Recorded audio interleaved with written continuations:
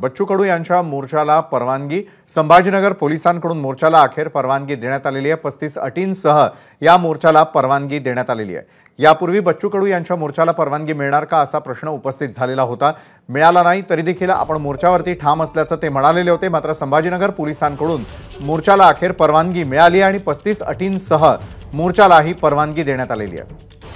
कृष्णा केंडे आपले प्रतिनिधी या संदर्भात अधिक माहिती देतात। कृष्णा, बच्चू कडूंच्या मोर्चाला अखेर परवानगी देण्यात आलेली आहे। एकूण 35 अटी सांगण्यात आल्याचं देखील कळत आहे। कोणत्या अटींच्या बाबतीमध्ये त्यानंतर या मोर्चाला परवानगी देण्यात आलेली आहे?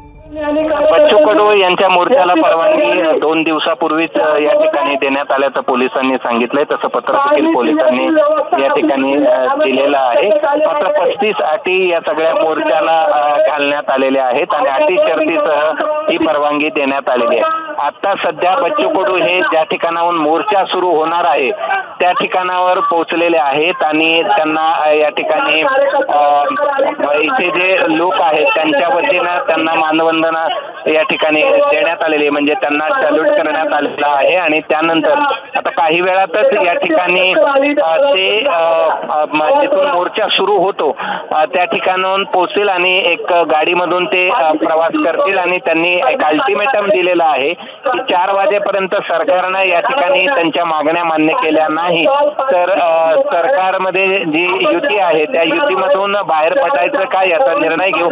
त्यामुळे ते काय निर्णय घेतात याकडे लक्ष आहे। मात्र राज्यभरातून हजारो या ठिकाणी दिव्यांग लोक पोहोचलेले आहेत छत्रपती संभाजीनगरमध्ये आणि काही वेळातच या मोर्चाला सुरुवात होणार आहे। नक्कीच धन्यवाद कृष्णा, आपण दिलेल्या सविस्तर माहितीसाठी। 4 वाजेपर्यंतचा बच्चू कडू यांचा आता अल्टिमेटम आहे। सरकार काय पावलं उचलतं ते देखील कळेलच।